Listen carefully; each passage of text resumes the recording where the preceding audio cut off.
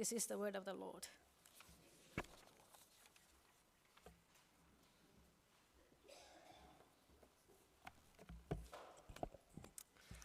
Thanks, Mel, for reading. They're long chapters, but good stories in Daniel. Hope you're enjoying it. We are at Daniel 5, and there's an outline of the sermon in your bulletin that you can follow along. Hopefully that's helpful. But I just wanted to start off by just talking a little bit about the perils of history.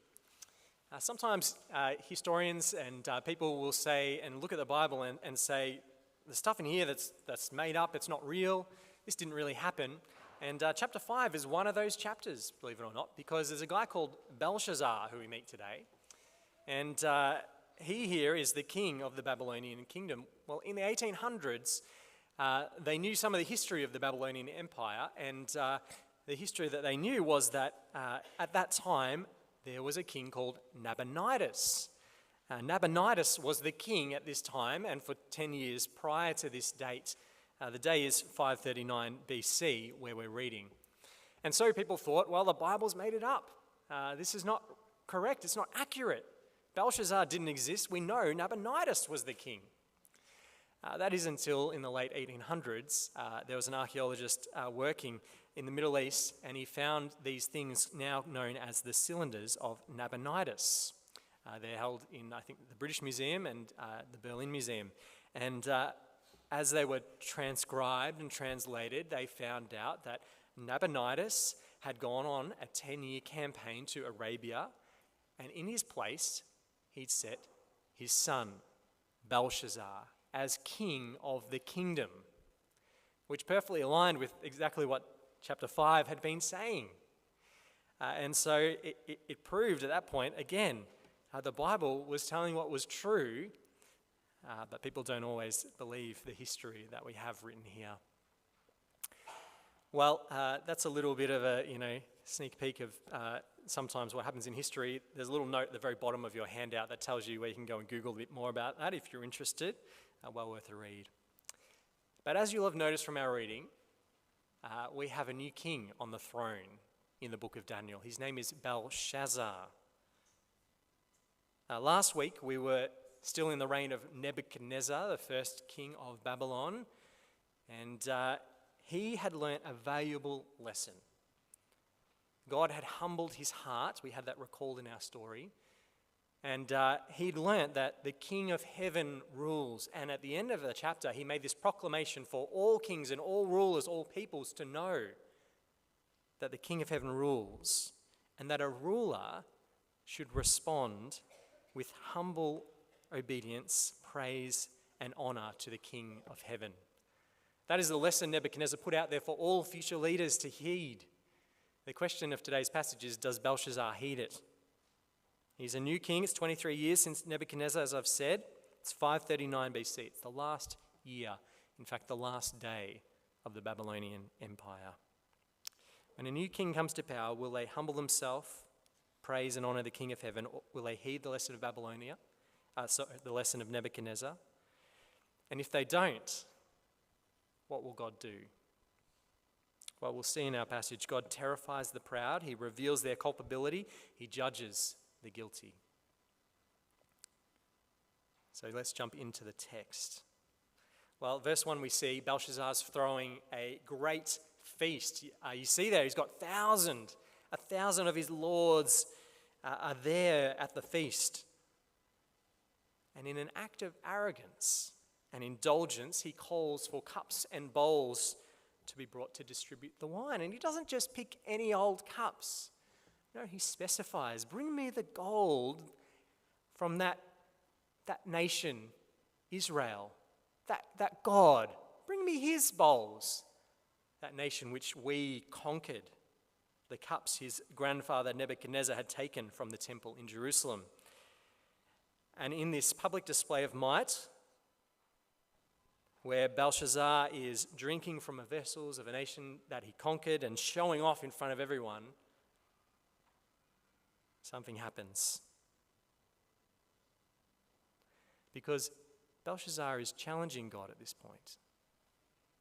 And so God responds. In a twist of fate, Belshazzar's display of might, drinking from the cups, becomes quickly a show of just how fleeting and how puny his power really was. The moment they drink, God sends a human hand to write 4 words on the wall that brings this mighty king shivering to his knees. We read in verse 6, "Then the king's colour changed, his thoughts alarmed him, his limbs gave way and his knees knocked together." The king's terrified. Indeed, one of the commentators I read thought the limbs giving way is actually a bit of slang in the Aramaic for his bowels giving way. That's how terrified he is. And his terror only increases because he brings in all the experts, the enchanters, the Chaldeans, the astrologers we read, and verse 8, they're all helpless. They can't interpret the words. They can't even read them. Belshazzar has challenged God, and what has God done in response? He's terrified him. But God's not done. While the king's in the dark about the graffiti on his wall, the Queen Mother, we don't think it's his wife because he's described as having wives. This is the Queen Mother. She enters with some reassuring news. Verse 12, she reveals there's a man with an excellent spirit, knowledge and understanding to interpret dreams, explain riddles and solve problems. It's our friend Daniel. That Daniel that we've read about in the book so far. Daniel, who you'd think the king would have already known about. After all, Daniel was second in the kingdom some time ago. But now 20 years plus have passed since Nebuchadnezzar, and it seems that with a new regime, a couple new regimes before Belshazzar, Daniel's lost his job at some point there. He's been sort of thrown out of the high prestige role that he had, and he's now sitting in obscurity. And he's also now, at this stage, about 80 years old. He's not a young man anymore, but he's reeled in amongst the new upstarts, the young ruler. Even though he's been forgotten, though, the Queen Mother hasn't. She's old enough to remember. She knows Daniel can show the interpretation, and Daniel can reveal the mystery because, she says, the spirit of the gods is in him. But even while these words are coming off the Queen Mother's lips, even as elderly Daniel in his 80s walks down the aisle with his Zimmer frame, Belshazzar must have been thinking, there must have been some niggling feeling in his mind that I've seen this all before. A bit of like a deja vu moment. Wasn't there a time before that I've heard about where some supernatural mystery troubled another Babylonian king? Wasn't there a time before when all the experts of the land were stumped and couldn't do anything to reveal it? Haven't I heard about this Daniel before, how he revealed something that no one else could? Something that was about the Babylonian Empire that I should perhaps remember? Was there something about a statue? A statue of gold, silver, bronze, clay? Something about the end of the Babylonian Empire?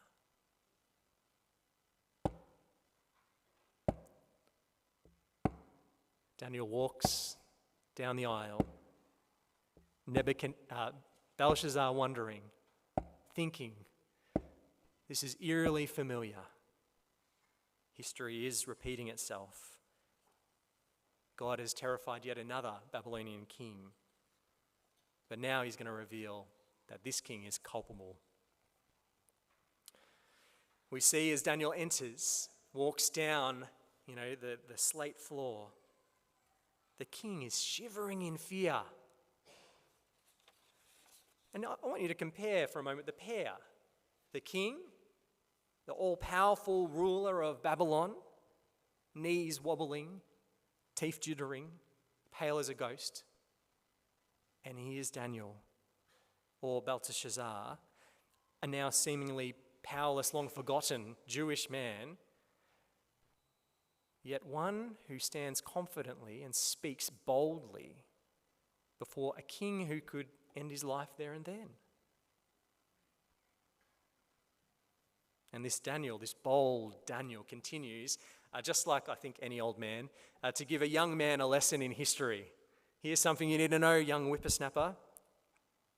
Tells him this lesson that reveals his culpability. In verses 18 to 21, which we read, we see that Daniel tells him all about his grandfather, Nebuchadnezzar, and how God gave Nebuchadnezzar the kingdom, but also how God humbled Nebuchadnezzar when he was proud, and did indeed eventually restore the kingdom to him. But Daniel tells this story to get to a point, and he gets to it in verse 21. At the end of it all, what did Nebuchadnezzar learn? Well, he tells us, verse 21, Nebuchadnezzar knew that the Most High God rules the kingdom of mankind and sets over it whom he will.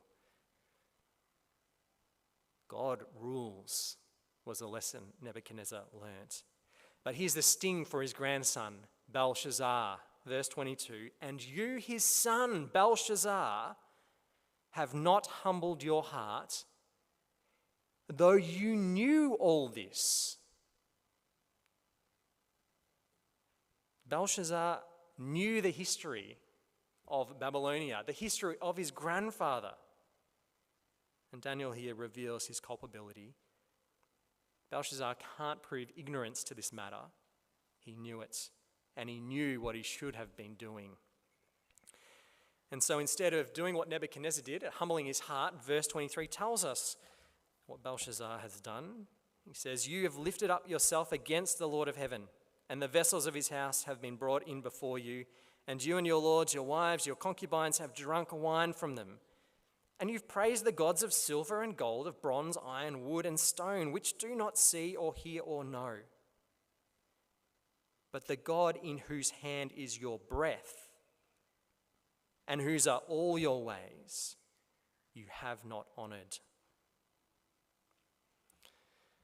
They're pretty damning words from Daniel, daring words, bold words. He tells Belshazzar, you should have humbled yourself before this God. But instead, you've stood up and you've tried to prove your greatness and power over him. You've drunk from his holy vessels. You've used them to worship false and dead gods rather than God. And now the real God has shown up. Belshazzar can't plead ignorance. He can't say he didn't know or that he hadn't heard what God had done to his grandfather. No, Belshazzar knew history. He has no excuse. He's culpable. He knowingly opposed God. But the New Testament tells us he's not the only one to do it. The book of Romans tells us, in fact, all humanity is in the same situation as Belshazzar. We all have no excuses. We're all culpable. Romans 1:20 says, God's invisible attributes, namely his eternal power and divine nature, have been clearly perceived ever since the creation of the world in the things that have been made. So humanity are without excuse. For although they knew God, they did not honor him as God or give thanks to him. Humanity is without excuse. God says, you can tell that I'm real and you can see my might and power by having a look out there. See creation. He says, some people might claim ignorance of the matter that there is a God, but the reality of him is clearly visible, discernible as we look around us. And so there is no excuse. When Jesus comes in judgment, no excuse is going to suffice, because the lesson from creation is clear. God exists, he rules, and failure to respond is inexcusable. And I think this should have really two impacts on our heart. The one is if we haven't submitted to this king, to do so, because the time is not too late yet. The other one is it should stir us to share this with others, that they don't come to the judgment with this inexcusable excuse. While God has terrified the proud king, he's revealed Belshazzar's culpability, and finally now he judges the guilty. It's interesting at this point, We've travelled so far through chapter 5, and yet we still don't know what's the writing on the wall, do we? But at the same point, we don't kind of need to know at this, really. We kind of get it. We kind of understand basically what it's going to say by this point. The writing, we use this figure of speech, the writing is on the wall for Belshazzar. The point's there. But just so we're clear, Daniel goes ahead now. He reveals Belshazzar's fate and God's judgment. In words that nobody else could read, Daniel now declares, Mene, Mene, Tekel Parsin. It's the Aramaic words a mina, a shekel, a half mina. This is a weight, it's an amount, it's a price. Essentially kind of like us saying $1, 2 cents, 50 cents. Belshazzar's life has been reduced to a puny amount. There's also a second meaning in it, and that is what Daniel uncovers, because each of these nouns actually sounds like a verb of the Aramaic language. So mene, tekel, parsin also means numbered, weighed, divided. And Daniel goes on in verse 26 to tell us more. He says, Mene, God has numbered the days of your kingdom and brought it to an end. And that one there is twice for emphasis. Mene, God has numbered the days of your kingdom and brought it to an end. Tekel, you have been weighed in the balances and found wanting. Perez, your kingdom is divided and given to the Medes and Persians. And the irony of all this, as history records it, is that on this night of this feast, even as Daniel is telling the interpretation, the Medes are secretly crawling into the city. As history tells it, part of the Median army had gone upstream in the Euphrates River, and they'd subverted the water out to a marshy land so that the water running into the city had dropped, so that the soldiers could wade in and infiltrate the city through the river and the gates there. And so as Daniel tells Belshazzar his fate, the writing is on the wall. The Medes are in the sewer system about to come out. God has judged Belshazzar. Terrifying words. He's been found wanting. Words I never want to hear. You've been balanced and found wanting. And verse 30 tells us, before the night's through, Belshazzar's killed.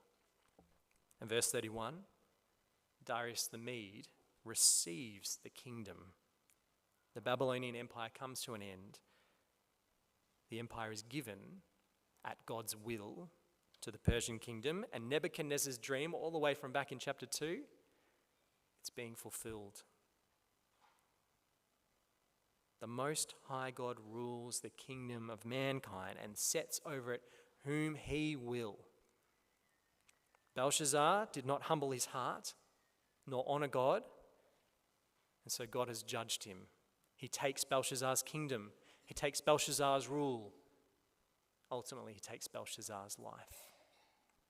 The Lord Most High rules. Well, 2 quick lessons from this before we close. Daniel holds a special warning, firstly, for rulers. That's anyone, really, whether you're an individual, an institution, companies, governments, nations, or kingdoms. All of these should take heed that human rule is fleeting. Ultimately, any king, any ruler has a ruler, and he exercises authority over all. So any kind of ruler, from the prime minister to the classroom teacher, from the CEO to the household parent, all rulers, be warned, be humble, honor God. If things go well, maybe you get a promotion at work, maybe your company grows, your class, you get great results, they're all, brainiacs. Your children, your family, behaving perfectly. Whatever it is, when it happens, give honor to God. Give honor where it's due. The second message is for believers. Daniel here is an old man. He's in his 80s. And he's had a time where he seems to have been down and out. And you'd think at 80, his life's kind of done. But I tell you what, in his old age, Daniel is in his prime.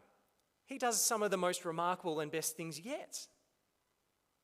Daniel stands boldly before the king of his known world to declare that he's a sinner. He says bold and terrifying words to Belshazzar. And next week we'll see Daniel finds himself in the pit of a lion's den, all while he's walking around with his Zimmer frame. So never think you're down and out just because of your age or some circumstances in your life. The Lord is the King, and he uses us when he will and for his will. Indeed, the Lord is the Lord, and Daniel can behave the way that he does because he truly believes it. He knows that God rules. It is God who holds every breath of our life in his hands. That breath you just took, God willed it to happen. And when we stop breathing, it's God's will. He is the God who sees, who hears, who knows all of our ways. It is God Most High, the Father in heaven with Jesus enthroned at his right hand, whose Spirit is in you, who rules this world. And so wouldn't it be good for us to remind ourselves of that more regularly? That we might really live like those whose ruler is the Lord and no one else. I thought a good way for that to happen might be for you to pray about it. Maybe to start your day when you wake up, realizing you're alive. God has given you another day. I can breathe. God has given me another breath. To respond in a prayer. So I've written this short prayer. Let me read it. You could pray this: Most High God, you rule. You have given me this day. You give me each breath. You see, you hear, you know all my ways. Wherever you put me today, help me trust you and live confident of your rule. The Lord rules. He reigns in this world. Let us show the world around us that we do truly trust that we believe it, that we know it to be true. So why don't I pray this prayer now for us all as I close. Let's pray.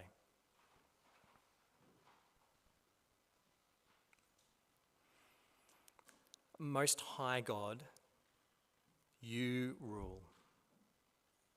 You have given us this day. You have given us each breath. You see, you hear, you know all of our ways. Wherever you put us today, help us trust you and live confident of your rule. This we ask through Jesus our Lord. Amen. Well, we're going to sing now in response, so I invite you to stand and let's declare our praises to the living God.